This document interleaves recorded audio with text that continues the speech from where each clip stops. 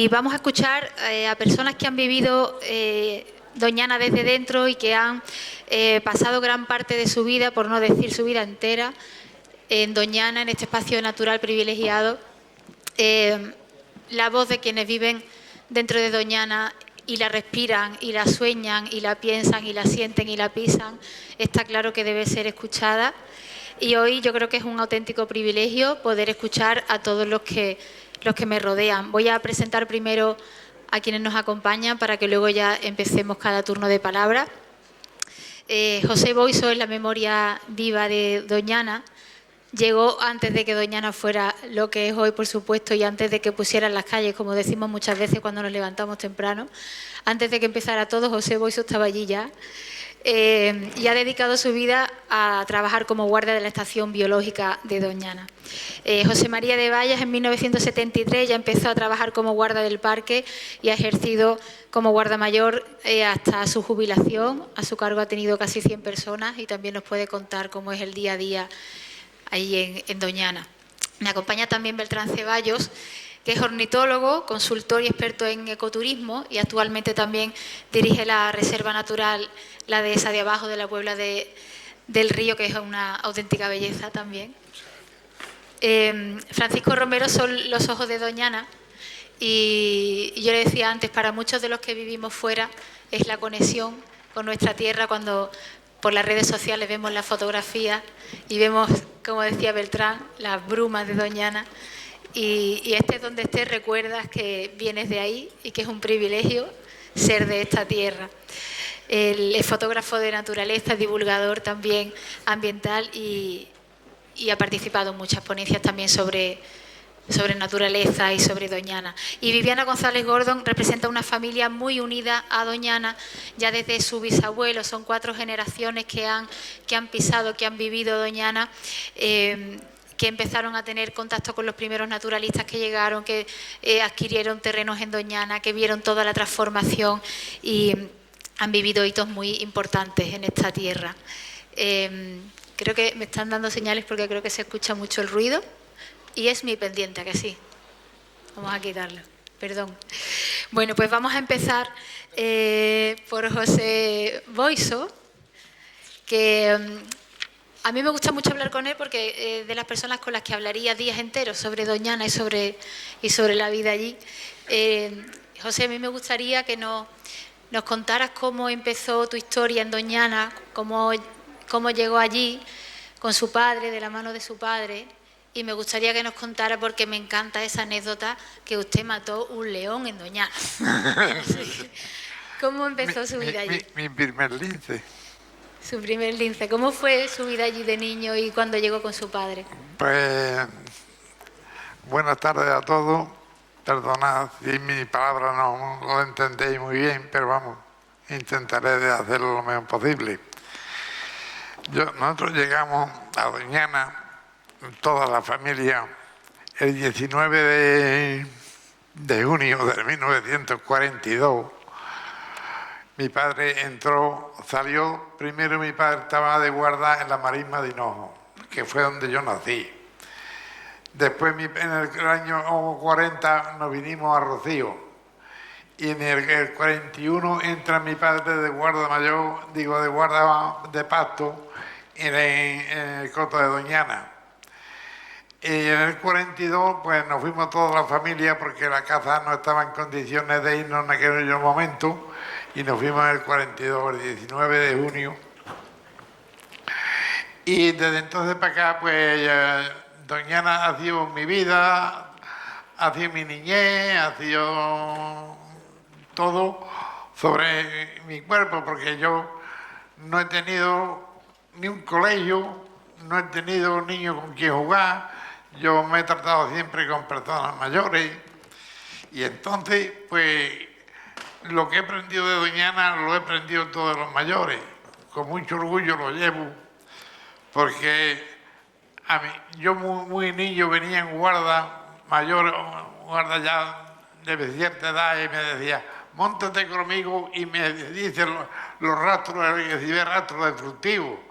Y yo me iba con ellos con tieto, yo llevaba añitos y yo iba pendiente del suelo llegaba obra de hacer puesto para la montería y yo me iba con los guardas y yo los escuchaba a ellos hablar, me quedaban muchas cosas en la memoria, otras yo las preguntaba y entonces pues claro, he vivido Doñana con mucho cariño y además le tengo mucho cariño. Y esto que me pregunta del lince, pues yo tenía 9 años cuando empecé a tirar.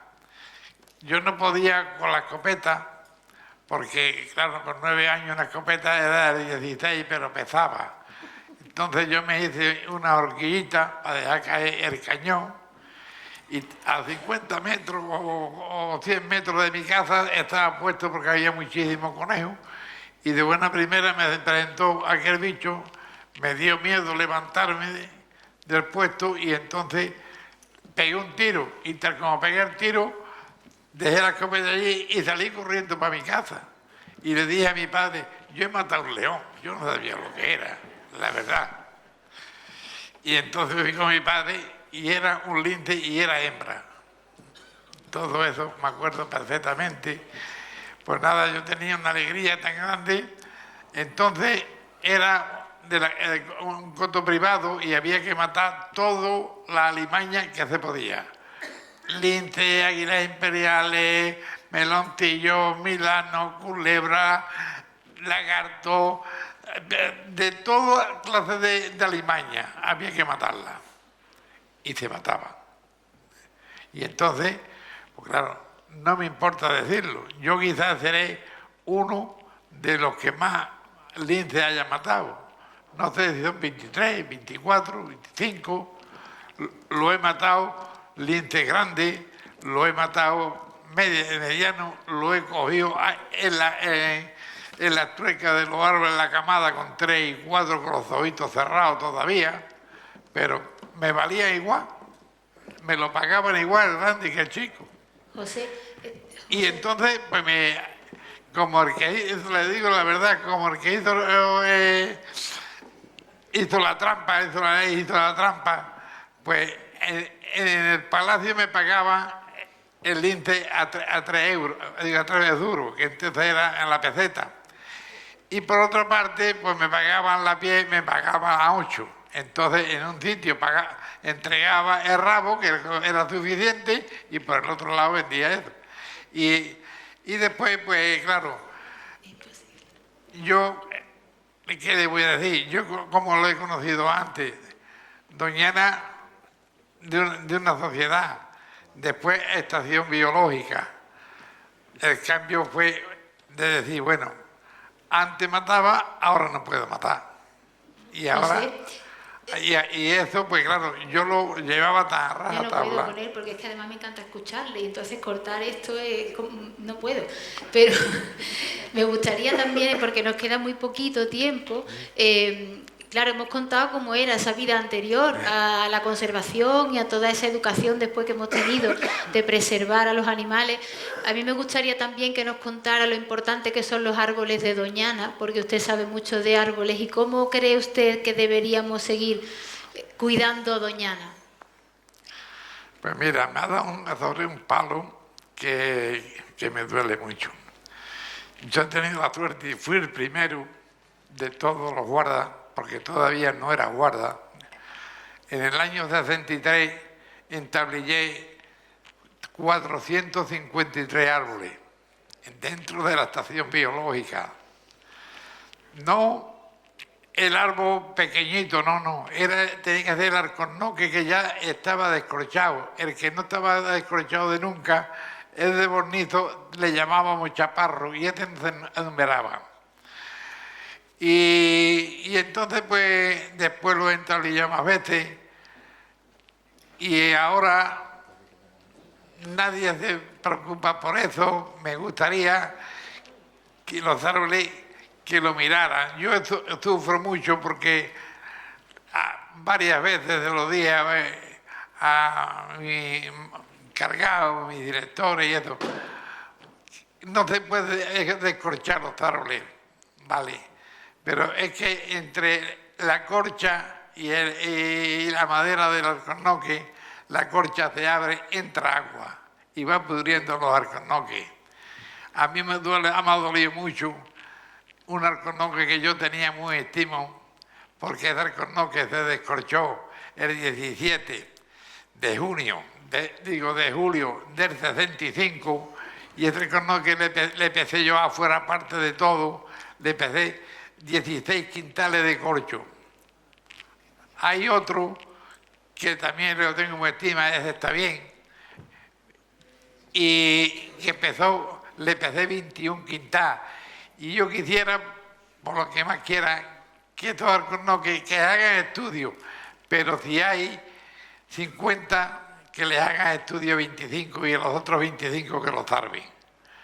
Que le quiten la corcha, que lo limpien, que le hagan lo que le tengan que hacer, pero que lo limpien. Pues José, muchísimas gracias por su intervención. Vamos a ir pasando a ver si nos da tiempo a todos. Es maravilloso escucharlo, porque es un sabio de Doñana. Y vamos a darle ahora paso a José María de Vallas, que igual que José, pues ha pasado toda su vida trabajando en Doñana, y nos gustaría conocer cómo fue ese inicio y el momento en el que uno se da cuenta de que está trabajando en un sitio tan importante. ¿Cómo empieza su historia con Doñana? Bueno, lo primero, buenas tardes, y darle las gracias a quien se ha acordado de que yo me sienta aquí. La verdad es que no estoy cómodo porque yo soy más un hombre de campo que un hombre de estar sentado en estos sillones, pero bueno. Mi inicio en Doñana viene a partir de que yo soy, como he dicho antes, un hombre del campo, y yo pensaba que en el campo se podía trabajar de muchas maneras, ¿no? Entonces surgió la oportunidad de desplazarme a Madrid en el año 67 para intentar sacar un título de capataz forestal y de alguna manera, bueno, pues trabajar en el campo de lo que a mí me gustaba, ¿no? En el año 72, en octubre del 72, que por eso pienso yo que llego yo a Doñana, ocurre una circunstancia especial en Doñana, que hay en cierto modo, cuento esta anécdota porque muchas veces me he planteado por qué llegaste tú a Doñana, ¿no?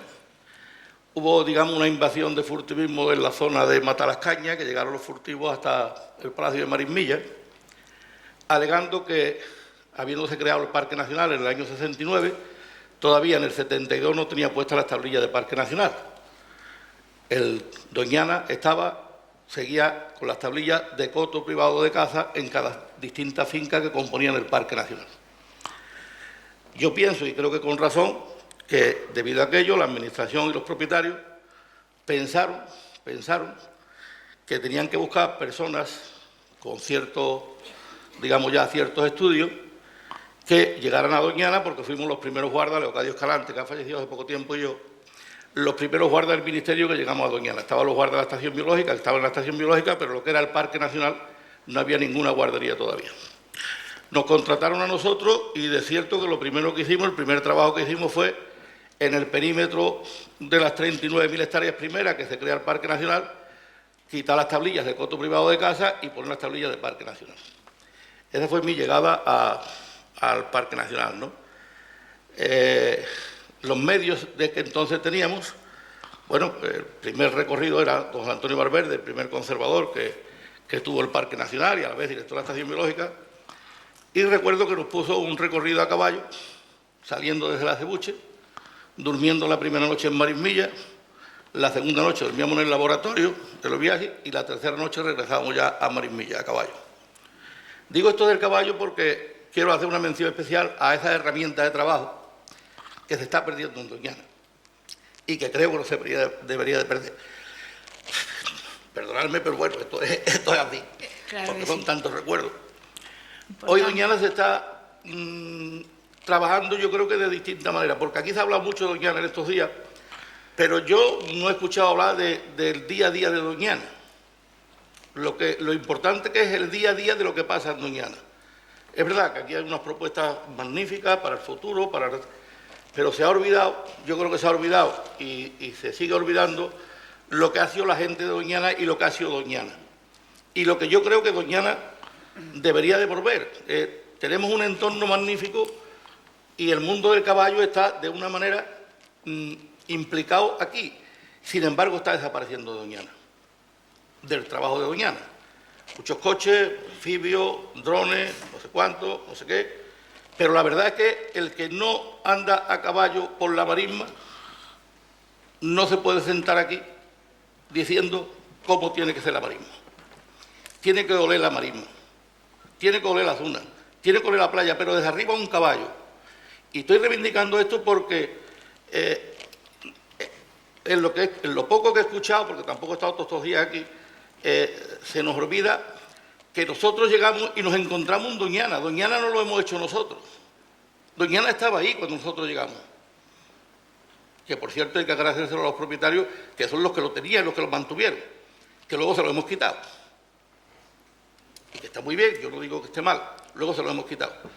Pero no nos hemos encargado o no nos hemos preocupado de mantener esas tradiciones y esa gente de Doñana. La gente de Doñana han desaparecido. Que para mí todas las especies de Doñana son importantes. Pero aquella gente que yo me encontré, que tú salías por la vera, entrando por Manecorro, y llegabas a Marismilla y te encontrabas una serie de familias viviendo en esa vera, con la casa de las mujeres ocupada, con Santa Laya ocupada, te tirabas a la marisma y te llevabas 3 días en la marisma recorriéndote vivienda con las familias de Doñana. ¿Esa gente dónde están? ¿Se han nombrado en este congreso? ¿Alguien se ha acordado de ellas? Esas personas fueron las que hicieron Doñana. Nosotros nos hemos encontrado Doñana. Cuando yo llegué a Doñana en el año 73, había un Doñana, hoy hay otro. Se habla mucho de despoblación en los pueblos. Doñana la hemos despoblado totalmente. Y la estamos sustituyendo por vehículos todoterrenos.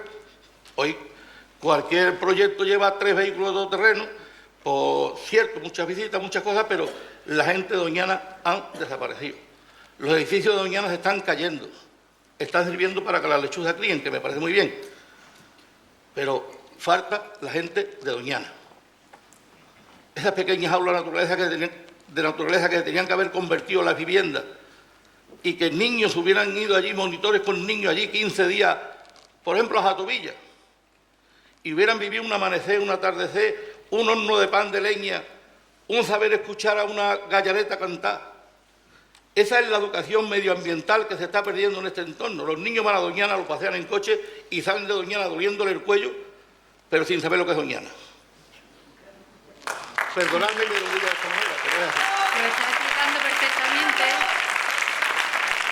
porque es verdad que Doñana no se entiende sin su gente y son importantes, claro, son los protagonistas, son quienes han vivido. Hoy también tenemos aquí a Viviana, que nos puede contar también por parte de su familia. Es importante que las voces no se ha escuchado, pero por eso está usted aquí, entre otras cosas, para contarnos cómo es. Pues aprovecho la oportunidad que me habéis dado, porque de verdad verlo desde fuera como lo veo hoy, y lo veo cada vez peor, y lo siento tener lo que decir, lo veo cada vez peor. No es el Doñana que yo llegué en el 73, y podemos hablar de todo, ¿eh? Yo estoy dispuesto a hablar de todo. Son 40 años viviendo la transición de Doñana de propiedad privada a propiedad pública, conviviendo con familias desde que llegué, porque lo que hacían era enseñarte permanentemente.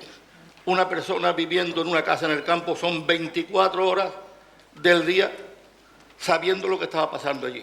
Y tú llegabas y sabías las 24 horas del día lo que había pasado allí sin estar, porque esa persona lo estaba mamando allí de aquella manera.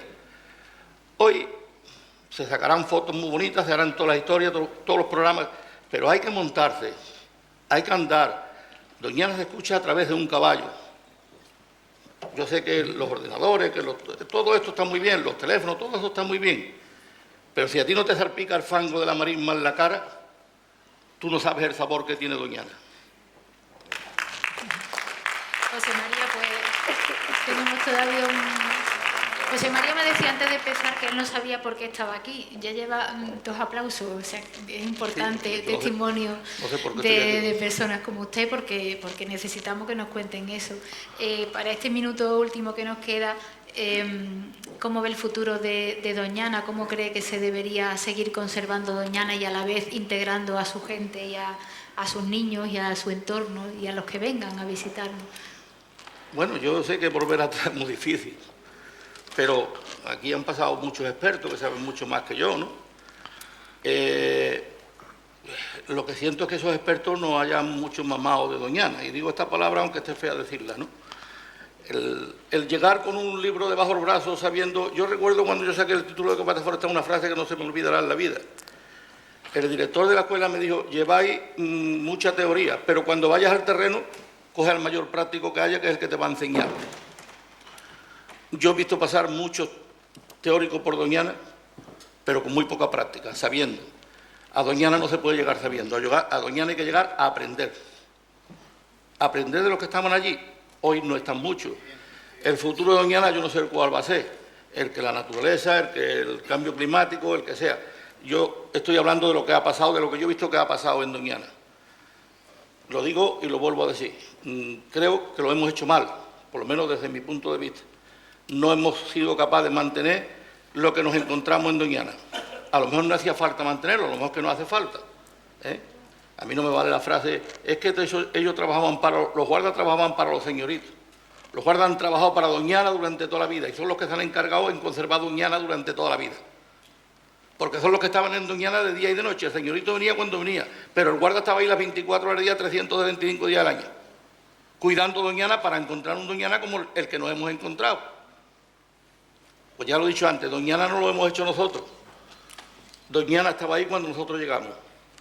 Y yo creo que fui de los primeros, probablemente aquí hay algunos más antiguos que yo en Doñana, pero de los primeros que llegué a Doñana, de los que estamos hoy aquí. Pues José María, muchísimas gracias por su intervención, que nos ha emocionado también mucho sus palabras y que usted lo cuente con tantísimo corazón, que es importante poner corazón cuando se habla de la tierra en la que uno vive y que uno pisa a diario. Vamos a pasar a Beltrán, como decíamos que era ornitólogo y también consultor. Preside la Asociación Andaluza de Empresas de Turismo de Naturaleza, gerente de la de Sade Abajo y bueno, pues igual Beltrán quiere también hacer hincapié en muchos hitos importantes y en retos. A ver cómo puede tomar uno la palabra después de las palabras de Boixoy y sobre todo de la emoción de José María de Vallas. Pero bueno, lo voy a intentar, no es fácil. Muchas gracias por haberme invitado, muchas gracias por haberos acordado de mí, sobre todo a Teresa y a Jesús. Me pedíais en mi intervención que indicara los hitos fundamentales de Doñana en mi vida, con lo cual lo que he hecho, la verdad que esta mañana he empezado a escribirlos en una chuleta y al final le he ampliado la chuleta porque no me quería olvidar ni de ninguno ni de nadie, ¿no? Y la verdad que estoy muy a gusto. Empecé en Doñana, y además en una Semana Santa en 1977, con Vivi y con Enrique en el Palacio de Doñana. Me invitaron a pasar una Semana Santa, íbamos un grupo de gente que nos dedicábamos a ver pájaros por toda España y la verdad que aquella Jueves Santo, Viernes Santo, Domingo, en la Laguna El Sopetón, los bordes de la Marisma, pues ahí se quedaron, ¿no? Toda mi vida vocacionalmente ha sido la conservación de la naturaleza y bueno, de ahí arranqué. El padre de Vivi me mandó a Inglaterra, inclusive, era muy mal estudiante. Y estando en Inglaterra, mi obsesión era aprender mucho sobre los patos. Siempre he tenido debilidad con las aves acuáticas, son una obsesión, lo entiendo, es una enfermedad. Aparecieron una persona que trabajaba en Doñana, que era Moncho Coronado, quien me presentó a José María de Vallas, es a quien yo quiero también recordar hoy, una persona muy importante en mi vida. Y Pedro Molina, que era el director de las tablas de Daimiel, que estaban buscando a alguien que supiera de cuidar aves acuáticas que estaban muriendo por epidemias, porque ya por aquel entonces, en 1980, el botulismo empezaba a hacer su aparición. Yo tuve la suerte de que decidieron que yo me viniera, la verdad que mi destino era las tablas de Daimiel, pero en octubre de 1980 ingresé en el ICONA, y estuve viniendo a Doñana fundamentalmente a hacer el Centro de Recuperación de Aves Acuáticas en la FAO. También estuve colaborando en la construcción de las pasarelas del Acebrón y luego estuve diseñando el Centro de Recuperación de una especie en peligro de extinción que era la malvasía.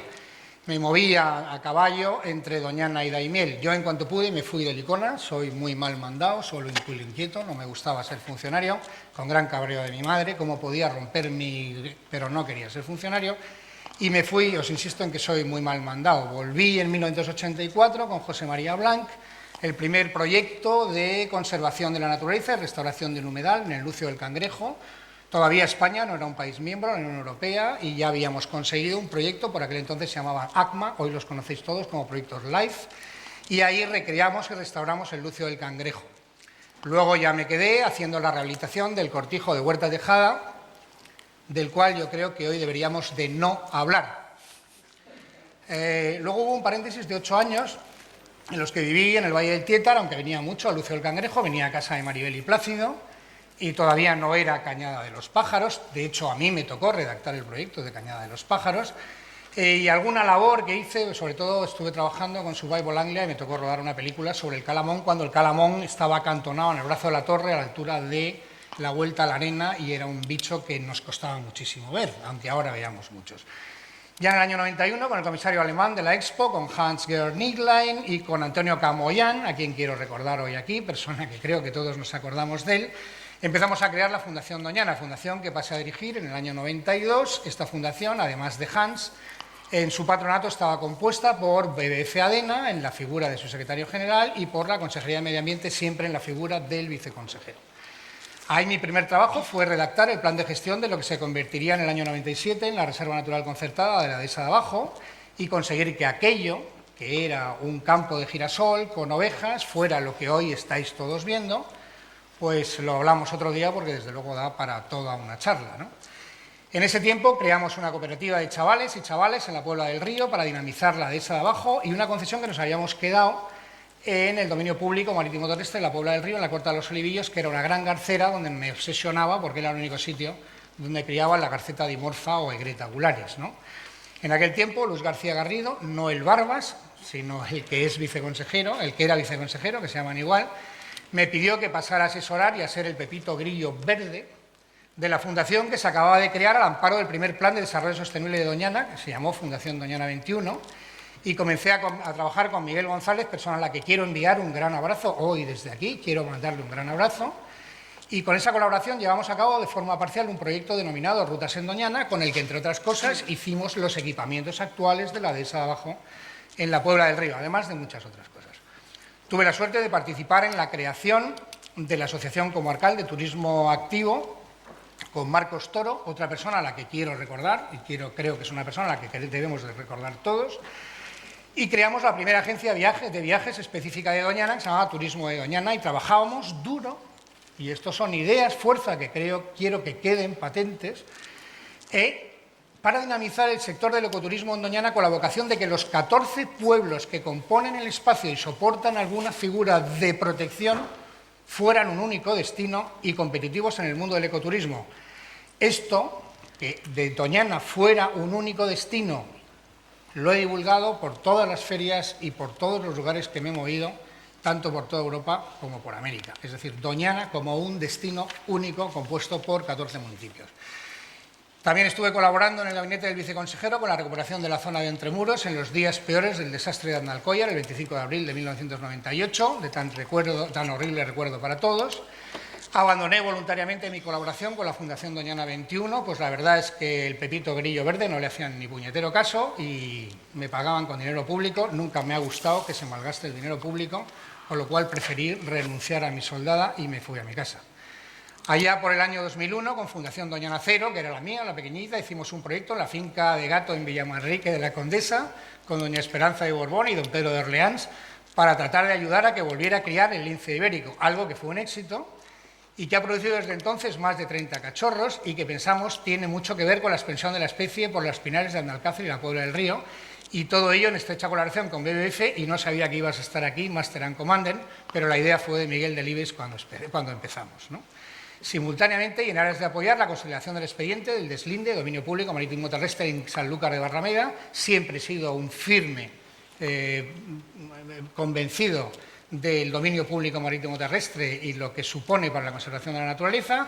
Hicimos un proyecto para la Fundación Doñana Cero en una vieja granja de langostinos de 30 hectáreas en la Salina de Santa Teresa.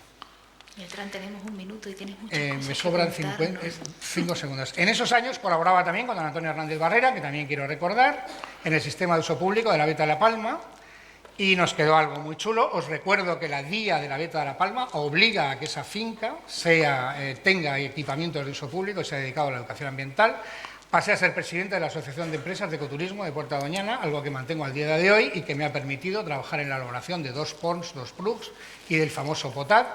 Durante la crisis decidimos quedarnos con la gestión de la dehesa de abajo, del centro de visitantes de la dehesa de abajo, y bueno, la verdad que desde que estamos gestionándolo recibimos una media de 120.000 visitas al año, con lo cual en los 7 u 8 últimos años en los que estamos ahí hemos recibido más de 1 millón de personas. En el 2014 hicimos la primera Feria de las Aves de Doñana. Este año vamos a por su 7ª edición y estamos muy orgullosos de sacar adelante un evento que está fundamentalmente radicado en iniciativa privada de pequeñas empresas y no se ampara en dinero público ni en ayudas públicas, sino es una iniciativa hecha desde la pequeña iniciativa privada. Y en la actualidad estoy trabajando en un proyecto de Desafío Guadalquivir, en la margen izquierda del río Guadalquivir, restaurando humedales, y también en la mesa de recuperación de la Cerceta Pardilla, y espero en breve contaros algo mejor. Acabo diciendo, María, perdona, estos trabajos no los he hecho solo, que los he hecho con un equipo de gente absolutamente fantástico, fundamentalmente Plegais y Fundación Doñana, y con la ayuda de los que muchos conocéis, que es la Chata, que desgraciadamente hoy no está aquí, pero le hubiera gustado estar. Y quiero concluir diciendo que mi máxima a lo largo de estos 40 años de trabajos ha sido que los 14 pueblos que componen Doñana y las más de 200.000 personas que habitan en ellos se consideren igual de dichosos, de orgullosos y de dueños de este espacio que todos sabemos es, en términos de biodiversidad, el más importante de Europa. Muchas gracias.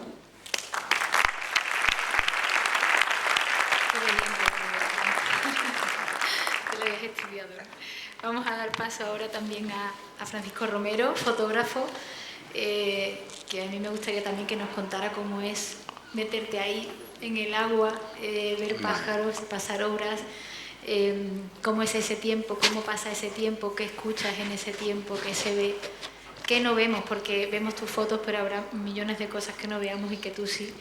Eres testigo privilegiado, que nos cuentes esa vivencia como captador de imágenes de Doñana.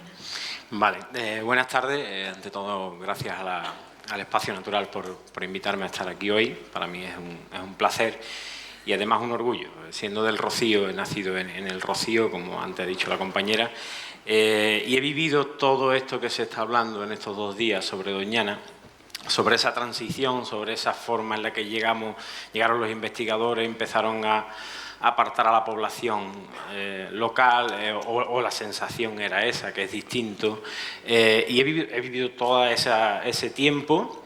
Y bueno, uno de los pilares fundamentales que yo considero, aparte de la fotografía, que yo la utilizo como herramienta y como método de propulsión y de mostrar la importancia del espacio natural de Doñana, que es donde realmente hago fotografía la mayor parte del tiempo.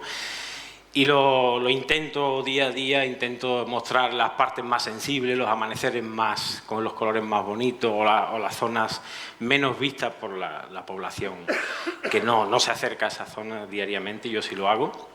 Y lo que hago es intentar concienciar, intentar sensibilizar. Y como se ha hablado tanto de lo que yo considero un pilar fundamental en estos días aquí en el Congreso, que es la educación ambiental, yo quería hacer referencia a eso. Quería hacer referencia porque me parece que es así, me parece que es de lo más importante que debemos utilizar como herramienta para conservar Doñana, y no solo Doñana, creo que cualquier espacio protegido, creo que cualquier zona medioambientalmente delicada y cualquier zona que tengamos en cuenta o tengamos que tener en cuenta la protección de todo lo que hay dentro y todo lo que alberga. Yo empiezo a interesarme por la naturaleza a raíz de un programa, entre comillas, de educación ambiental. Fue algo casi fortuito porque yo, como os he comentado, yo nazco en el Rocío, empiezo en el Colegio del Rocío a estudiar como cualquier niño. Y bueno, voy a contar una anécdota que es un medio suplicio para mí, porque la llevaré de por vida conmigo. Yo en aquel tiempo, pues nosotros veníamos de familias locales, familias que se nutrían de Doñana, familias que mataban ciervo, que mataban jabalí, mataban pato. Eso era lo normal, eso en mi familia era lo normal. Criaban 9 hijos en el caso de mi madre, ¿no? Criados todos con carne de Doñana, con comida de Doñana y con un pequeño huerto que había en el patio de la casa. Entonces, de ahí nuestra mentalidad, pues bueno, matar un bicho era normal. O sea, nosotros no veíamos ningún problema en matar un pato, en matar un bicho. sin ningún miramiento ni pararte a pensar qué estábamos haciendo, ¿no? Pues ya en el cole, ya con no sé si eran 8 o 9 años, nosotros, uno de nuestros juegos, yo lo he contado ya en alguna ocasión, era ver quién tenía más fuerza en las piernas y quién le daba mejor a la pelota para caer en el nido de golondrina del edificio. Y aquello, bueno, era algo, ya os digo, para nosotros era algo que no le dábamos ninguna importancia. Hasta que, bueno, un buen día llega un señor, que siempre le estaré agradecido, que me mostrara aquella parte de la naturaleza, que es Luis García, como no podía ser de otra manera, aparece por allí y nos sometió al castigo más grande que yo creo que se le puede someter a los niños, ¿no?, con esas edades, que fue cogernos y nos dijo, oye, vamos a hacer en horario extraescolar, vamos a hacer unos cursos de ornitología. Nosotros aquella palabra en aquel tiempo, una cosa que casi que ni sabíamos lo que estaba diciendo este señor. Pues bien, empieza a explicarnos lo que es una golondrina, los kilómetros que recorre una golondrina que cruza toda Europa. Eso sí es un problema, cruzar toda Europa para llegar al Rocío, llegar a un edificio e intentar anidar y tener sus pollos. Y empieza a explicarnos todo ese tipo de cuestiones, lo que pesa una golondrina, escasos gramos, todo lo que sufre. Y nosotros ya empezamos a ver las cosas de otra forma, empezamos a decir, oye, esto... Y nosotros cuando llega aquí la golondrina le damos un pelotazo al nido, esto no tiene remedio, aquí no hay cura, lo que estamos haciendo no tiene nombre.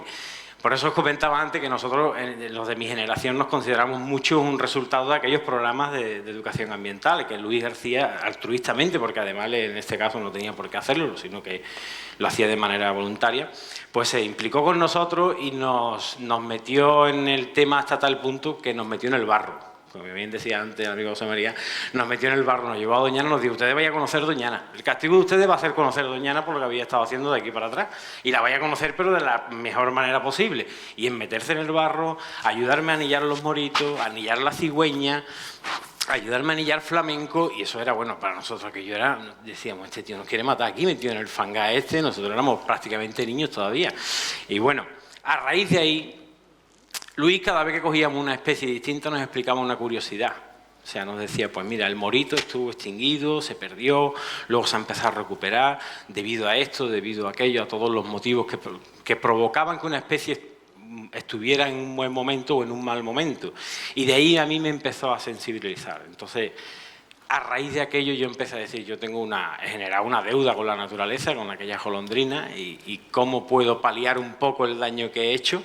Obviamente, pues me engancho a la fotografía a través de un curso que hace una profesora también en el cole, y desde entonces empiezo a hacer fotografía, empiezo a practicar la fotografía, y como no podía ser de otra manera, el marco que tenía más cercano era Doñana, y empiezo a fotografiar Doñana. A día de hoy continúo, tengo la suerte de haber podido seguir haciendo este tipo de fotografía de naturaleza, y bueno, la realidad es que me va muy satisfactoriamente, en el sentido de que veo amigos y chavales que hoy me preguntan y me dicen, oye, queremos una tarde estar contigo para que nos enseñe cómo hacer fotografía de naturaleza, que nos gustan las aves, queremos observarlas, Y al final ese es el ciclo que se retroalimenta, ¿no? Y ahí es donde hay que terminar todos estos ciclos. Lo que sí me gustaría hacer un poco de hincapié, y yo creo que se ha hecho ya lo suficiente durante estos 2 días, es que la educación ambiental a mí me sirvió. A mí me sacó de una mentalidad de la que venía arrastrado, porque eran otros tiempos, obviamente. Me sacó de aquella mentalidad y empecé a tener una perspectiva distinta. Empecé a ver una Doñana distinta y empecé a valorar una Doñana. Yo soy local, nunca he visto a un científico de mala manera, al contrario, veo una persona que viene a ayudarnos, que viene a salvar un territorio que es de todo el mundo, y todo el mundo tenemos el mismo derecho de disfrutar, y esa persona viene a hacer un estudio, viene a hacer una serie de tesis, una serie de proyectos para que todo vaya un poco mejor. Por lo tanto, yo me salí de aquella mentalidad y creo que si seguimos trabajando, si seguimos profundizando, la sensibilización al final todo el mundo le llega, sino de una forma o de otra. Y yo creo que ahí hay que seguir trabajando, no hay que cesar. O sea, mientras exista Doñana, existirán problemas, porque no va a existir Doñana sin problemas, nunca.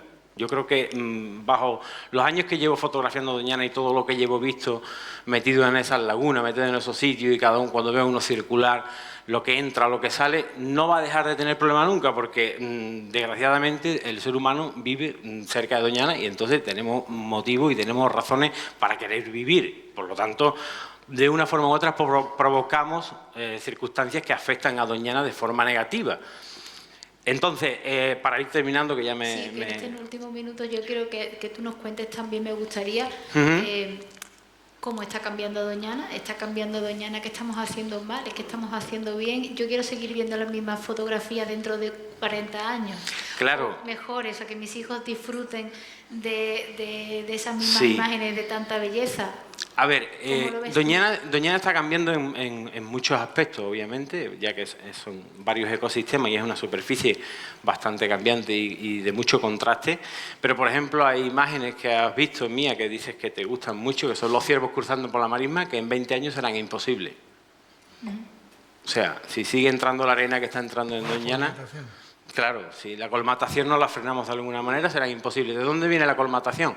Pues a lo mejor de una agricultura intensiva, a lo mejor de una desertización de los canales, de todas las entradas. El proyecto de Doñana 2005 hay que terminarlo, hay que rematarlo. Todo este tipo de cuestiones hay que ir zanjándolas. Entonces hay que ir zanjándolas, pero de manera además eficiente. No podemos, yo reconozco que todo el mundo que inicia un proceso de mejora en algo antes se equivoca. Yo me equivoqué con la golondrina. Y luego empecé a mejorar. Y todo el que llega aquí se equivoca y luego empieza a mejorar. Eres un tipo honrado, ¿eh? Sí. Ante todo, honradez. Pero, por lo tanto, lo que sí es cierto es que tenemos que empezar a mejorar ya.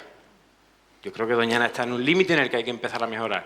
Y sí es cierto también que Doñana tiene que empezar, y lo que comentaba antes un compañero que está ahí en el público, que es Eustaquio, un programa de educación ambiental específico para Doñana, que bueno, hemos tenido cierta distorsión. Yo quizás no lo vea como programa ambiental específico para Doñana, pero sí un programa de sensibilización constante con la población local de Doñana, sí. Porque eso nos va a aliviar un montón de problemas. Nos va a quitar un montón de problemas y seguramente reduzcamos la presión hacia Doñana en un porcentaje bastante alto. Pues Francisco, se nos acaba el tiempo. Esto se nos queda muy corto a todos y nos Vale. queda todavía. Muchas gracias porque A ha ti. sido muy interesante escucharte. Vamos a terminar esta ronda con Viviana González Gordon, que representa una familia muy ligada a Doñana y que nos va a contar cómo es esa conexión que tiene con esta tierra. Pues muchas gracias por contar con la familia González Gordon, a la que vengo a representar hoy. Y yo, bueno, voy a contar un poco de la historia que hemos tenido, la suerte que hemos tenido, el privilegio que ha tenido mi familia de estar en contacto con Doñana desde hace mucho tiempo. Ya mi bisabuelo venía a cazar aquí con Abel Chapman y Walter Buck, que escribieron La España salvaje después a finales del siglo XIX. Después de eso, mi abuelo, que estaba allá en Chile, en la construcción del ferrocarril, no sé por qué medio, entendió que vendían algo de Doñana en esa época. Y le escribió a mi bisabuelo, le dijo que por favor comprara eso que ofrecían y que él estaba dispuesto a venirse y que estaría de guarda o de lo que hiciera falta con tal de poder vivir ahí. Mi bisabuelo lo ignoró y eso no sucedió. Hasta 1940, que entonces él, en compañía de Noguera y del Marqués del Mérito, compraron unas hectáreas. Él lo disfrutó durante toda la vida, fue muy feliz y en 1979 Icona lo nombró guarda mayor honorífico. Fue una de las mayores alegrías de su vida, le hizo muy feliz porque fue en reconocimiento por su labor de conservación. Después ya mi padre, que supongo que le llegó el amor por estas tierras a través del suyo y me lo fue pasando a mí sin darse cuenta, fue un conservador y un naturalista nato. Os cuento un poco así por encima. En el año 52 fue cuando Franco quiso repoblar con eucaliptos. Vino a Doñana, le montaron una carpa donde estuvo con ellos y les preguntó qué les parecía la idea de estar repoblando con eucalipto. Le dijeron que le parecía que era un horror, no con esas palabras me imagino, que podía ser, no sé, convertir Doñana en un desierto, pero bueno, no contestó nada, se fue y en el 53 mi padre y mi abuelo decidieron escribirle una carta, les ayudó Bernis a la redacción y escribieron esa carta, la mandaron y nunca recibieron respuesta. Entonces decidieron que en vista de que no habían contestado, pues que iban a parar, no iban a seguir sembrando, hombre, con un cierto peligro de que les expropiaran. Pero la verdad es que nunca pasó nada y gracias a eso pues se quedaron los que habían sembrado un poco de muestras de lo que pudo ser, pero no siguieron con eso y gracias a esa decisión también Doñana sigue siendo lo que es hoy día. En el 64, en 1964, mi abuelo junto con los otros dueños de esa zona cedieron 6.974 hectáreas al CSIC para la creación de la estación biológica de Doñana y eso fue, yo pienso que el germen o la semilla de lo que es hoy día el Parque Nacional. Pero a mí de las historias que más me gustan que he oído sobre aquí fueron las de las expediciones de los naturalistas ingleses que fueron ya a mediados de los 50. Porque creo que vinieron gente muy interesante y bueno, y porque supongo que he estado oyendo contar esas historias durante toda mi vida. Entre otros venía el Lord Alanbrooke, que hablaba antes de él también, y su mujer. Este señor había estado en las dos guerras, en la primera y en la segunda, y había estado condecorado, era el brazo derecho de Churchill, y supongo que después de salir de ahí, lo de estar de expediciones y este tipo de cosas con las aves y eso debía ser un gran descanso. Mi favorito era Eric Hosking, el fotógrafo, que mi padre siempre contaba que le hacían los hides de los pinos y tal, y que era un señor que para tomar todas esas fotografías no interrumpía, no se dedicaba a recortar o a hacer o tal, sino que ahí pasaba las horas y hay una fotografía, hay una del águila imperial con los pollos, que es una maravilla. Hacía unas fotos preciosas. Era un señor que ya estaba tuerto porque durante otro tiempo, cuando había estado fotografiando, le había atacado un cárabo directamente al ojo y se lo había sacado. Luego estaban Roger Peterson y Guy Montfort, y estos fueron los que mi padre entabló más con ellos, porque supongo que en los ratos que se juntaban y se contaban cosas decían que éramos un desastre, que siempre preguntaban qué pájaro es este o qué pájaro aquel, le decían un pajarito o un pajarraco según el tamaño y poco más. Y entonces mi padre también les contaba que era un poco difícil en España en ese momento, que los pájaros las aves tenían nombres locales más que nada, pero que no había nada así común como para que todo el mundo se dirigiera con los mismos nombres, con las mismas. Y entonces ellos le contaron que acababan de escribir la guía de aves de Gran Bretaña, que por qué no la traducía él, y bueno, y aunaba los nombres de esa manera, con lo cual mi padre pues se puso a ello. Yo creo que una cosa maravillosa. En mi casa se vivió de otra manera porque, entre otras cosas, hacía todos los ruidos que ponían de los pájaros, los decía si sonaban en inglés para ver cómo sonaban en español, y esa parte fue una parte divertida que también, de la que, no sé, disfruté mucho. Más adelante, cuando yo ya empecé a poder venir a Doñana con excursiones, con amigos, con la familia, ¿qué tal? Pues empecé a aprender de mi persona de referencia, y con la que más aprendí fue con Antonio Chico, el guarda. Antonio, aparte de ser una persona excepcional, tenía una educación, una autoridad natural. Era una persona cariñosa, cercana, siempre dispuesta a que disfrutásemos, a que aprendiésemos cosas. Se sentaba con nosotros por las noches, venía a tomar una copa, a contarnos anécdotas de su vida de guarda, y eran, pues bueno, las mismas historias que han podido vivir vos y José, y realmente nos apasionaba. Era conocer a un Doñana que ya entonces era desconocido, y para nosotros abrirnos un mundo totalmente nuevo, ¿no? Luego salir al campo con él, que nos iba señalando las huellas, nos iba enseñando las cosas, aprendíamos muchísimo. Y cuando nos mandaban aquí, la única cosa, que éramos jóvenes y más alocados, era lo que diga Antonio. O sea, Antonio era el que decidía, el que sabía. Y con el tiempo, pues siempre estamos con el comentario de que hay que escribir un libro sobre Antonio, no queremos que se pierda esto. Y entonces, pues decidimos que lo escribiera una de mis primas, que era Begoña, que era periodista, y yo decidí que lo iba a intentar ilustrar, y durante mucho tiempo estuvimos viniendo a entrevistar y a charlar a Antonio. a charlar con Antonio. Mucho tiempo porque en esa época pues estábamos teniendo niños, además de nuestros trabajos, y era escaparnos fines de semana perdidos a charlar con él debajo de un pino, que no fuera ella grabando y yo intentando. Y fue un disfrute total, pero sobre todo fue un conocimiento de una doñana que ya se había perdido prácticamente. Y lo disfrutamos y nos enriqueció y fue una experiencia maravillosa. Viviana, nos queda un minutito para terminar. Un minutito nada más. Un minuto. Nada. Bueno, la parte de caza, decir que cuando se cazaba en la parte de eso, mi padre fue de los que puso un cupo.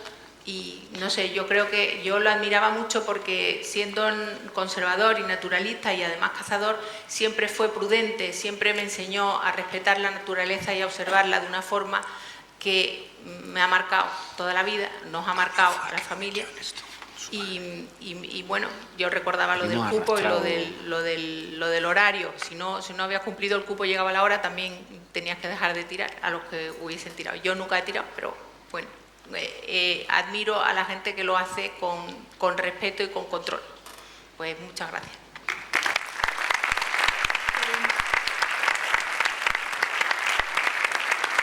Yo creo que nos debemos sentir afortunados porque en este encuentro hemos aprendido que Doñana ha cambiado tanto, que antes cazábamos leones y ahora los protegemos como hijos propios. Hemos aprendido que si no te salpica el barro es imposible conocer Doñana, que las más de 200.000 personas que viven de este espacio natural deben sentirse orgullosas y responsables y dueñas de este entorno, que hay que empezar a mejorar ya, como decía Francisco, si queremos que nuestros niños disfruten en el futuro de las mismas imágenes tan bellísimas que él nos proporciona, y que gracias a muchos hombres como el padre de Viviana con pájaros en la cabeza, pues hoy tenemos el lugar tan privilegiado que tenemos, porque valoramos los pájaros, los linces, valoramos la gente que hay dentro y valoramos todo lo que nos da esta tierra. Así que muchísimas gracias, porque han sido muy sabias las palabras que hemos escuchado hoy aquí, y ahora pues sí que nos gustaría, tenemos poco tiempo, pero si queréis pues empezamos el turno de palabra de nuestro público, que seguro que tiene cosas que preguntar. No sé si hay alguien allí por allí quería hacer una pregunta. Todo, muchísimas gracias por ser tan sinceros, porque es muy importante hoy en día para crear cultura los testimonios reales, no la demagogia o la teoría, sino la experiencia. Pero yo soy abogada, me apasiona todo el tema de la energía y de medio ambiente, aunque me he dedicado más a urbanismo, el mundo inmobiliario, porque es rentable, pero mi pasión es el medio ambiente y la energía. Ser algo de lo que somos, reyes, en esta Andalucía del sol, de los espacios naturales. Lo que yo propongo, aunando con la conferencia anterior con respecto a amplitud de miras, es abrirnos mucho más a Bruselas. No mirar el parque como algo nuestro, sino como europeos. Si somos el parque más importante de Europa, y aquí a nivel político o a nivel social se ha abandonado cierta educación, que la tiene clarísima doña Angela Merkel, pero cuenta que trae con todo el tema de la eficiencia energética y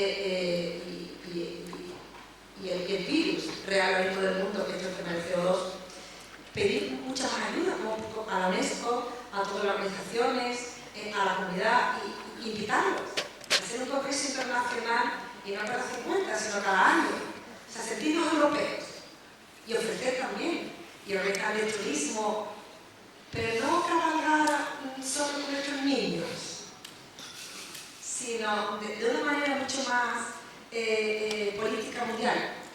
Porque aquí tenemos una joya y necesitamos ayuda, necesitamos dinero privado y público. Entonces, que nos demos a valer, pero también que nos abramos, ¿no? No sé si puede a lo mejor reflexionar un poco más sobre eso. No he entendido muy bien tu pregunta, pero bueno, en cualquier caso, por responder a bote pronto, es decir, yo no creo que este territorio necesite muchas más ayudas, pues yo creo que las tiene y las ha tenido.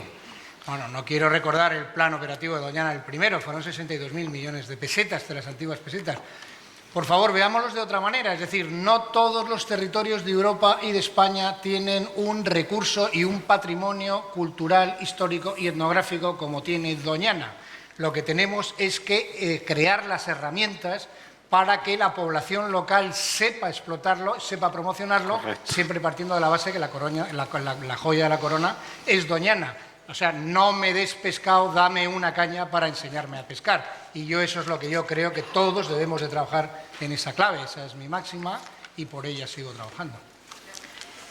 Se nos ha acabado el tiempo, Totalmente pero no sé correcto. si nos da tiempo, si nos permiten Totalmente alguna otra correcto. pregunta de alguien que quiera hacer algún comentario a nuestro ponente, si no, pues damos por terminado entonces este encuentro. Muchísimas gracias a todos.